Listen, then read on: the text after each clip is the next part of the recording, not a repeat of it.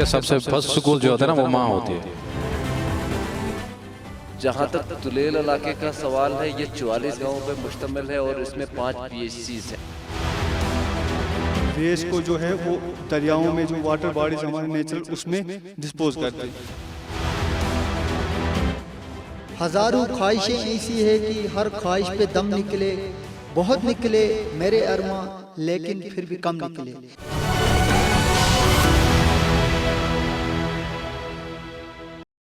उड़ने दो अभी परिंदू को शाखों में, उड़ने दो परिंदू को अभी शाखों में, लौट के बचपन का जमाना फिर नहीं आता। नाज़रीन किराम, खैर मकदम है रूबरू के नए शुमारे में, और मैं हूं प्रोग्राम का होस्ट मरीन मुदस्सिर। तो मैं हूं प्रोग्राम की होस्ट कोमल। नाज़रीन, हमारे प्रोग्राम का मुद्दा और मकसद यही है, लोगों की बात आला हुकाम तक पहुंचाना। हम आए हैं गुरेज के नीरू इलाके में। तो आइए नाज़रीन, करते हैं नीरू इलाके के लोगों से बात और जानते हैं क्या कुछ मसले हैं उनके।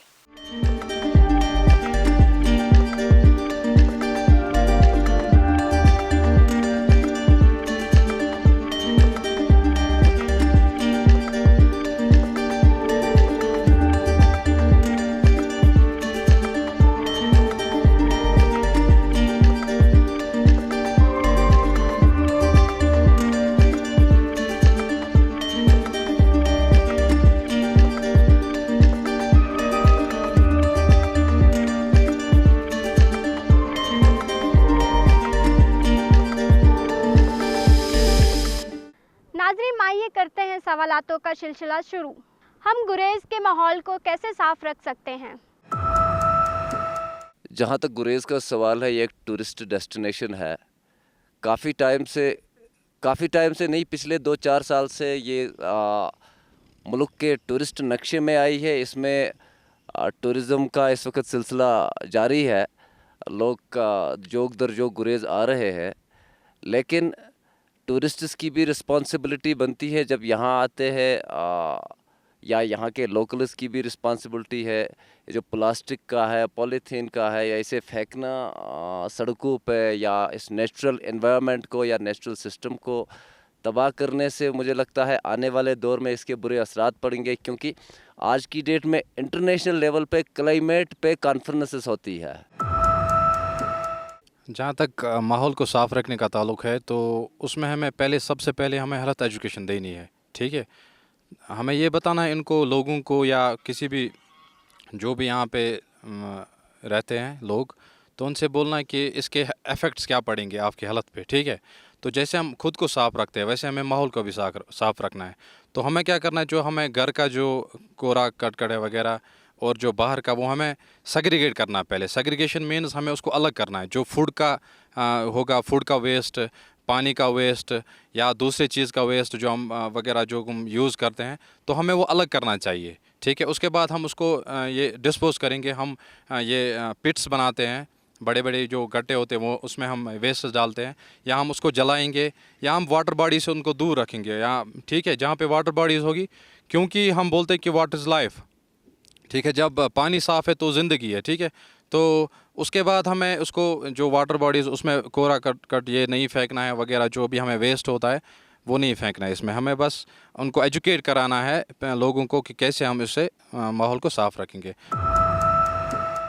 हमारा जो सवाल है, इन्वायरमेंट को कैसे साफ़ रखा जा सकता है, तो मेरा मानना है कि हर स्कूल में क्लीनेस ड्राइव्स होना चाहिए, ताकि हमारे जो बच्चे हैं उनको ये एजुकेशन मिलनी चाहिए कि हम कैसे हमारे माहौल को ठीक रख सकते हैं, साफ़ रख सकते हैं।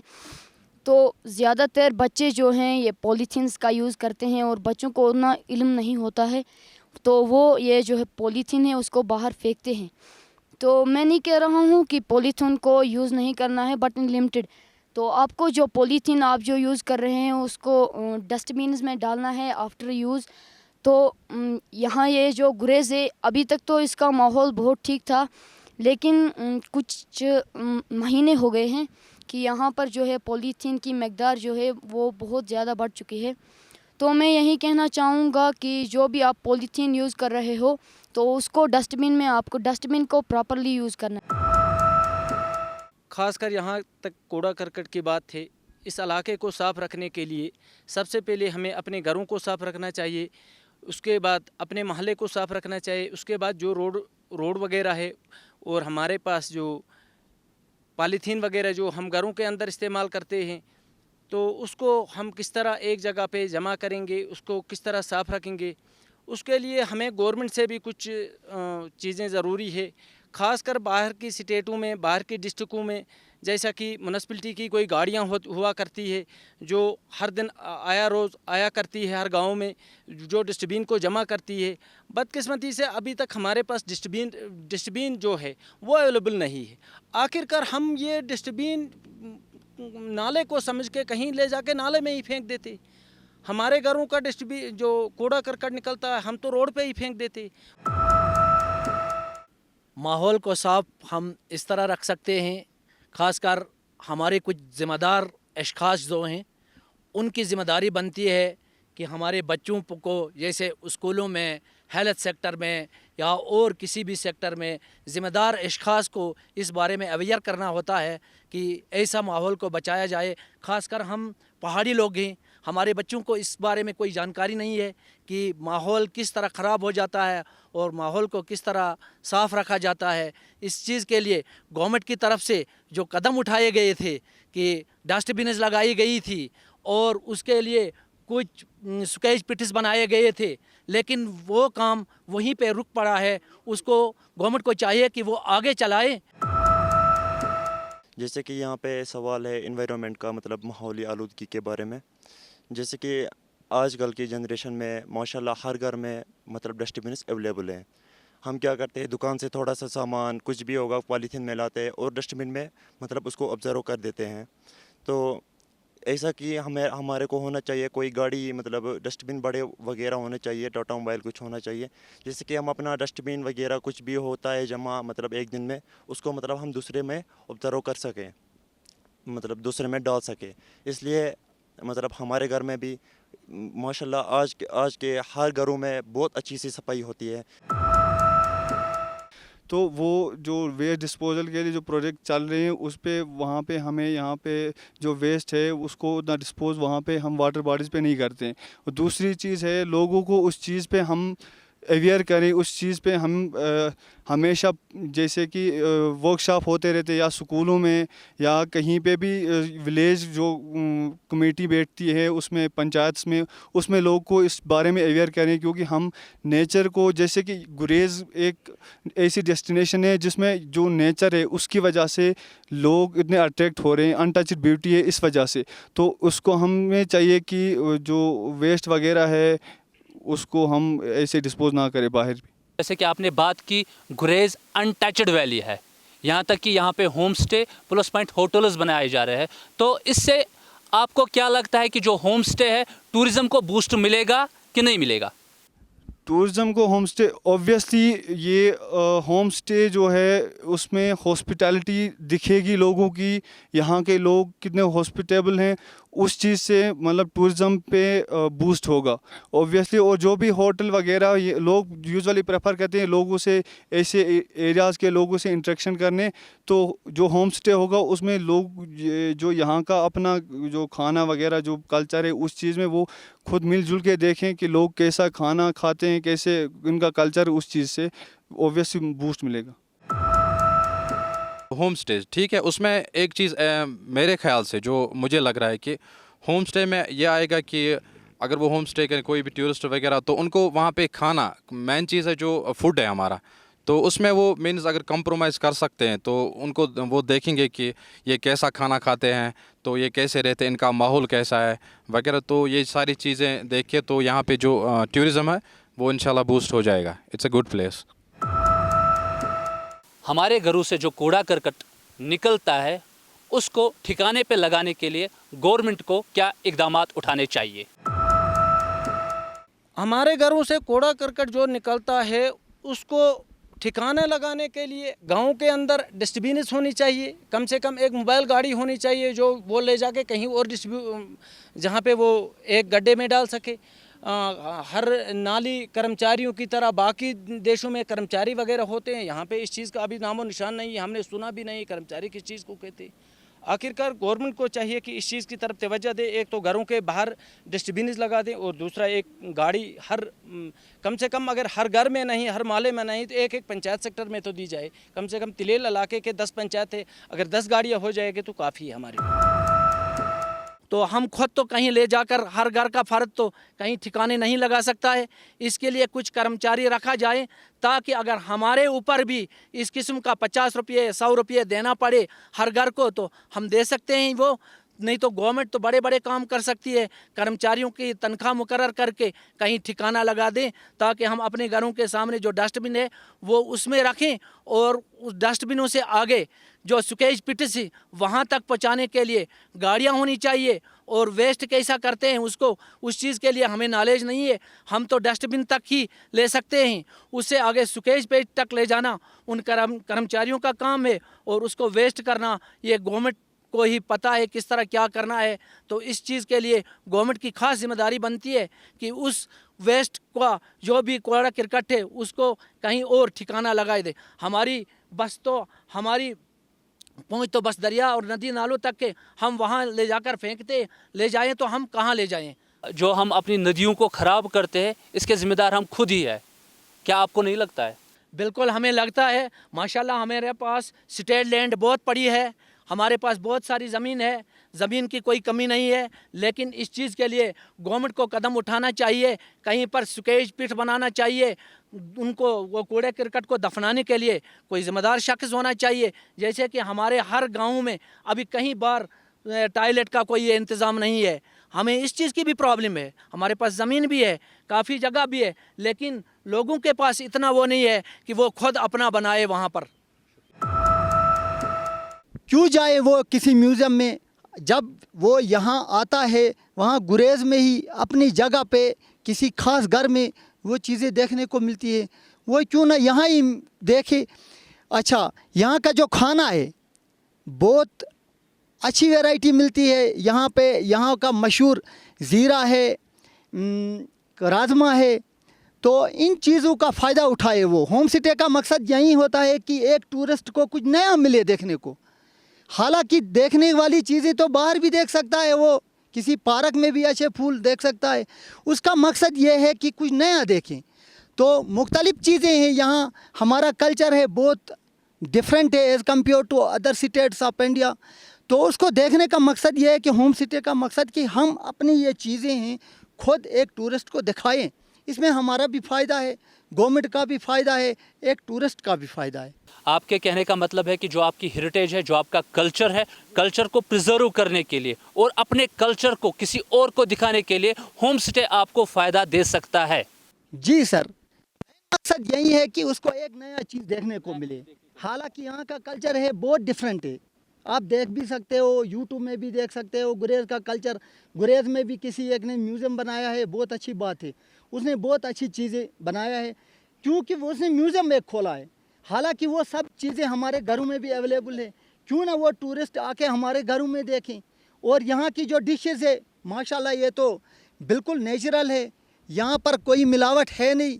यहाँ का अच्छा माहौल है, आबो हवा अच्छा है, डाइजेशन अच्छा होता है ग़िज़ा। इसका मकसद ये है कि नाज़रीन, अगर हम डेवलपमेंट की बात करेंगे तो हमारे नज़र में वुमेन एम्पावरमेंट भी आता है, वो भी एक डेवलपमेंट है। तो यहाँ के अवाम से हम जानना चाहते हैं कि यहाँ की औरत को हम खुद मुख्तार कैसे बना सकते हैं। जहाँ तक औरत को खुद मुख्तार बनाने का ताल्लुक़ है, ख़ासकर इससे पहले हमारे पास एजुकेशन वगैरह नहीं था। यहाँ की ज़्यादातर लड़कियाँ जो है वो बेरोज़गार अनपढ़ रह चुकी। तो इसको हम किस तरह सही रास्ते पे लाएं, इनको किस तरह अपने इज़्ज़त व वक़ार दें, उनके लिए घरों में अगर उनके लिए कुछ काम मिल जाता, जैसा कि बुनाई का काम, आरीकश का काम या हैंडीक्राफ्ट में जो भी सिलाई मशीन का जो भी काम है, और बाकी जो भी प्रोडक्ट वो हाथ से बनाती है, जैसे यहाँ पे हमारे ये बाल कुल्ला, ग्लोव्स, साक, स्वेटर वगैरह जो बनाते हैं, उस चीज़ से बाकी आजकल की लड़कियां जो अल्हम्दुलिल्लाह आजकल स्कूल वगैरह भी है, आजकल पढ़ी लिखी लड़कियां हैं, पढ़ती भी है, आगे कॉलेजों में यूनिवर्सिटियों में आगे तो वो इनकी किस्मत है, जॉब लगे ना लगे, लेकिन कम से कम वो तो अपना रोज़गार खुद कमा लेती है। लेकिन जो घरों में हमारी माएँ बहनें बेकार बैठी हुई है, उसके लिए अगर गवर्नमेंट की तरफ से कुछ सेंटर्स खोले जाएं, जैसे सिलाई सेंटर है या बाकी कोई सेंटर है, तो उसमें उनके लिए कुछ ना कुछ रोज़गार मिल जाता। जहाँ तक वुमेन एम्पावरमेंट का सवाल है, पूरे हिंदुस्तान में इस वक्त जितने भी ट्राइबल पीपल है उसको सरकार वहाँ की जो वुमेन का सेक्ट है उसको एम्पावर करने की काफ़ी कोशिश कर रही है। बहुत सारी स्कीमें हैं जो स्किल डेवलपमेंट पे मुनहसर है, जैसे कि तेजस्वानी स्कीम है और वो लखपति दीदी वगैरह वैली में वहाँ मिलती है, क्योंकि वहाँ अवेयरनेस है। यहाँ बच्चे लड़कियाँ पढ़ी लिखी भी है, काफ़ी अच्छी कोर्सेज कर रखा है, लेकिन बदनसीबी और सितम ज़रीफ़ी की बात यह है कि यहाँ की जो औरतें हैं इस चीज़ से बेखबर है। उनको इस चीज़ के बारे में मालूमात देने की सरकार को ज़रूरत है। मैं यहाँ पे आपको रोकना चाहता हूँ। अगर आप कहते हो कि ये सितम ज़रीफ़ी की बात है, तो हम सोसाइटी एज अ सोसाइटी हम औरत को आगे क्यों नहीं ला पाते हैं, उसको रोज़गार क्यों नहीं देते हैं? अगर हमारे पास एग्रीकल्चर लैंड है, उसको एग्रीकल्चर में आगे क्यों नहीं लाते हैं? देखिए, एग्रीकल्चर जो है, अगर रियलिटी में देखेंगे, ज़राई असलाहत का जहाँ तक सवाल होता है, एग्रीकल्चर मर्द से मुंसलिक होता है। पुरानी सोसाइटीज़ को से स्टार्ट करके अगर आज तक की सोसाइटी को देखा जाएगा तो एग्रीकल्चर मेल रिलेटेड होता है। जहाँ तक फीमेल रिलेटेड है, इसमें काफ़ी सारे मतलब वोकेशनल कोर्सेस होते हैं, वोकेशनल ट्रेनिंग होती है, वोकेशनल काम होते हैं, स्किल्स होते हैं। उस पे चाहे सरकार को अवेयरनेस कैंपस करना और बच्चियों को यहाँ की मदद करना, क्योंकि यहाँ की बच्चियाँ ऑलरेडी काफ़ी पढ़ी लिखी है। यहाँ की बच्चियों को ये जो मिशन यूथ में, जैसे कि जम्मू कश्मीर में मिशन यूथ के तहत लोन स्कीम्स प्रोवाइड की जाती है लड़कियों को, लेकिन उसमें भी एक और बड़ा इशू आता है। जब वहाँ से लोन सेक्शन होता है, जम्मू कश्मीर जो बैंक है वहाँ पे 13% बैंक नामस के तहत इंटरेस्ट लिया जाता है। The lady the girl who has got masters degree by wasting all her money या पेरेंट्स, वो कहाँ से वो इंटरेस्ट पे करेगी इतनी जल्दी? और कम से कम सरकार को चाहे कि इंटरेस्ट रेट जो है उसका कम करे और अवेयरनेस कैंप करके बच्चियों को यहाँ की समझा दे इस चीज़ के बारे में, ताकि यहाँ की बच्चियों को एम्पावर किया जा सकता। हम बात कर रहे थे वुमेन एम्पावरमेंट की, ठीक है। यहाँ पे यूजुअली पहले जो होता था एजुकेशन का ज़्यादा वो नहीं होता था। यूजुअली यहाँ के लड़के ज़्यादा पढ़ाई कर देते, तो पिछले कुछ 20-25 साल से इतनी अवेयरनेस से लोग अब लड़कियों को भी पढ़ाते हैं। मतलब जिस हिसाब से मुझे लगता है धीरे धीरे प्रोग्रेस होती जा रही है। यहाँ की जो सोसाइटी में ज़्यादातर लड़के पढ़े लिखे होते थे, अब ऐसा है कि हर गांव में हर कोई फील्ड में लड़कियां भी उसी प्रोफेशन में होती हैं और लड़के भी होते हैं। धीरे धीरे होता है, और हम जितनी अपॉर्चुनिटीज़ प्रोवाइड करेंगे लड़कियों को यहाँ की, उस हिसाब से वो भी लड़कों के साथ compete करती हैं। अब मैं अभी की जब बात कर रहा हूँ, पहले नहीं होता था, अब तो धीरे धीरे होता है। हम लड़कियों को कौन सा हुनर दे सकते हैं जिसमें वो आगे बढ़ सकते हैं? देखिए, जो जब बात स्किल एजुकेशन की है, तो जैसे कि यहाँ पे अभी बात की थी इन्होंने कि हैंडीक्राफ्ट्स की, तो वो भी एक स्किल है। जो घर पे पढ़ी लिखी लड़कियां जो भी अनएम्प्लॉयड रहती हैं, वो उसमें भी मतलब अपना ये हुनर दिखा सकती हैं। और बाकी जैसे कि जो पढ़ी लिखी लड़कियां हैं वो अपने एजुकेशन का उस हिसाब से यूज़ करें कि यहाँ पे ट्यूशन इंस्टीट्यूशन खोल सकते हैं अपना, उसमें भी वो पढ़ा सकते हैं। और जो फार्मा में भी बात कर रहे हैं, अभी कोर्सेज कर रही हैं लड़कियाँ, उसमें भी मतलब हम देख सकते हैं कि यहाँ पे मतलब धीरे धीरे उसमें भी करा सकते हैं हम कोर्सेज, जैसे कि लैब टेक्नीशियन वगैरह है जो कोर्सेज है। ये बाकी मेडिकल में जो भी कोर्सेज रहती हैं वो भी हम करेंगे, तो अब अगर उनको प्रोवाइड करेंगे वो अपॉर्चुनिटीज़, तो यहाँ पे काफ़ी वो एम्पावर हो सकती है उस चीज़ से।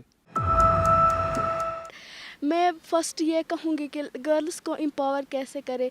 यहाँ पर जो करते हैं 10th तक पढ़ाते हैं गर्ल्स को, उसके बाद यहाँ पर मतलब मजबूरी होती है, माँ बाप के पास इतना पैसा नहीं होता है कि गर्ल्स को आगे एजुकेट करे, इसलिए वो आगे नहीं पढ़ पाती। और जो पढ़ती है उनका कोई एम होता है, जैसे कि कोई 12th के बाद नीट क्वालिफाई करना चाहेंगे, उनके पास उतने पैसे नहीं होते कि वो नीट क्वालिफाई कर सके। सो मैं यही कहना चाहूँगी कि मतलब ये होना चाहिए कि मतलब ये रिसोर्सेस होनी चाहिए कि हम आगे जा सके। यहाँ के जो लोग हैं वो गरीब है, उतना नहीं पढ़ा सकते, उनकी मजबूरी है, वरना यहाँ के जो बच्चियाँ हैं वो मतलब उनका जो दिमाग है वो बहुत डेवलप्ड है, वो चाहते हैं कि हम पढ़ें, लेकिन उनके पास उतनी मनी नहीं होती, उतनी रिसोर्स नहीं होती कि वो मतलब पढ़ सके आगे।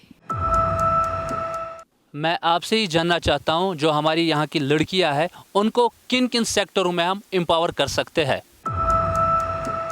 जैसे कि हैंडीक्राफ्ट्स है, हैंडीक्राफ्ट्स कश्मीरियों का एक बहुत पुराना बिजनेस है, रहा है, पेशा रहा है, स्किल रहा है। यहाँ ये वीविंग वगैरह लोकल यहाँ का जो पट्टू वट्टू बनाते हैं या वगैरह वगैरह जो चीज़ें हैं, यहाँ की लड़कियों को इस चीज़ में इन्वॉल्व करना चाहिए मेरे हिसाब से। वो कहते हैं ना कि मर्द की तालीम फ़र्द की तालीम, औरत की तालीम पूरे समाज की तालीम। तो यहाँ पे हम जानना चाहते हैं कि हम अपने बच्चों को, यानी कि जो हमारे बच्चियाँ हैं, उनको कैसे तालीम याफ्ता बनाए और उनको कैसे अपने टांगों पे खड़ा कर सकते हैं। सबसे पहले जो बात है वो माँ होती है, ठीक है। सबसे फर्स्ट स्कूल जो होता है ना वो माँ होती है। तो माँ पे बहुत डिपेंड होता है कि एक बच्चा, चाहे जो हम बोलेंगे फीमेल, उसकी परवरिश हम कैसे करें। उसको आप वो चीज़ें सिखाओ जिससे वो आगे जाके कुछ अच्छा काम कर सके, ठीक है। क्योंकि वो जो बच्चा होता है, आप उसको कुछ भी फीड करो वो वही वहाँ से बताएगा। आप उसको कुछ सिखाओ वो वहाँ से वही सीखेगा। तो इसमें सबसे ज़्यादा रोल है वो पेरेंट्स का है। उसके बाद जो दूसरा स्कूल, दैट मीन्स वो स्कूल होता है जहाँ पे आपको उसको टीचर्स पढ़ाते हैं वगैरह, जो उसके इर्द गिर्द उसके जो बच्चे होते हैं, उसके फ्रेंड्स होते हैं, उनसे जो हासिल करे वो नॉलेज, उनसे रह के उनका कल्चर, उनका कस्टम वगैरह, उनका फूड हैबिट्स वगैरह, उनके जो अच्छे जो उनके ख्यालात होते हैं वो शेयर करके। तो मुझे लग रहा है कि स्कूल और जो पेरेंट्स हो वो बहुत अच्छा रोल करते हैं इसमें। इस चीज़ का हमें डर है कि हम अपनी बेटी को पढ़ाएं तो हमारा घरेलू काम नहीं हो जाएगा, हमें ये हो जाएगा।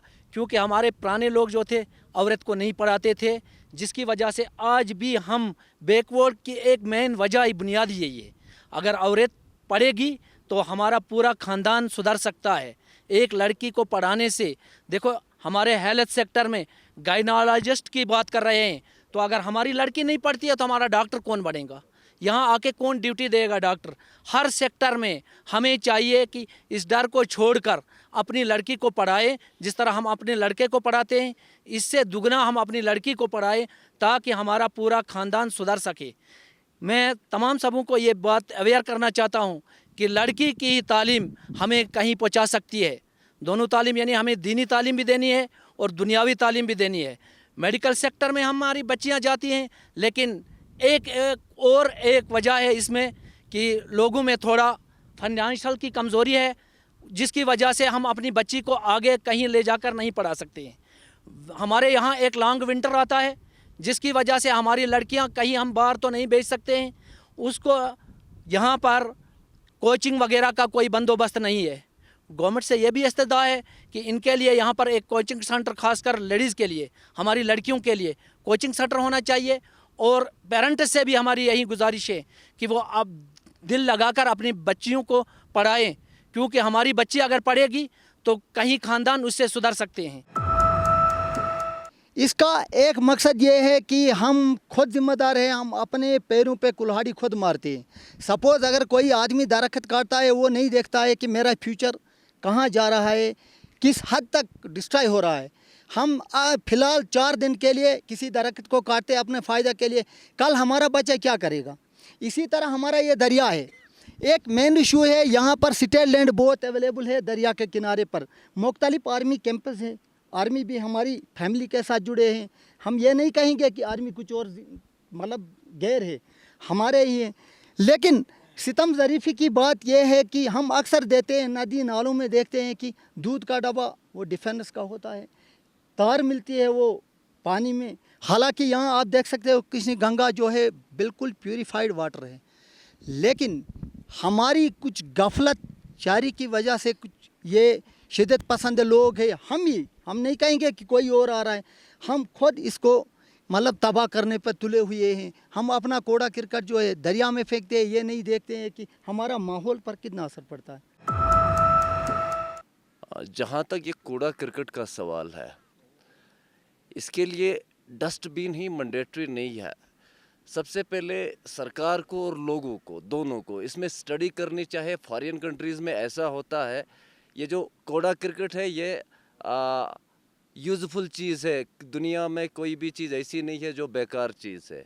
इसके लिए सरकार बाज़ाब्ता कुछ लैंड को एक्वायर करे और उसमें ये फर्टिलाइज़र्स तैयार कर सकते हैं, जो बाद में ये बतौर फर्टिलाइज़र्स इस्तेमाल करके फिर ज़मीनों में डाल सकते हैं। ये भी यूज़लेस चीज़ नहीं है। इसलिए सरकार को चाहिए इस ऐसा इनिशिएटिव ले ले कि इसका एक फर्टिलाइजेशन सेंटर बनाए, फिर उस डस्टबिन को जमा करके कहीं डिस्पोज ऑफ करके।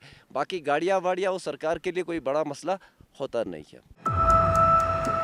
नाज़रीन, हमारा एपिसोड यहीं पे समाप्त होता है। हमारा अगला एपिसोड अगले इतवार को होगा। नाज़रीन, अगर आप भी चाहते हैं अपने इलाके के मसलों मसाइल हमारे प्रोग्राम में शुमार करना, तो दिए गए वेबसाइट्स पे जाके हमें डीएम कीजिए। इस वक्त दीजिए पूरी रूबरू की टीम को इजाज़त। अल्लाह हाफिज़।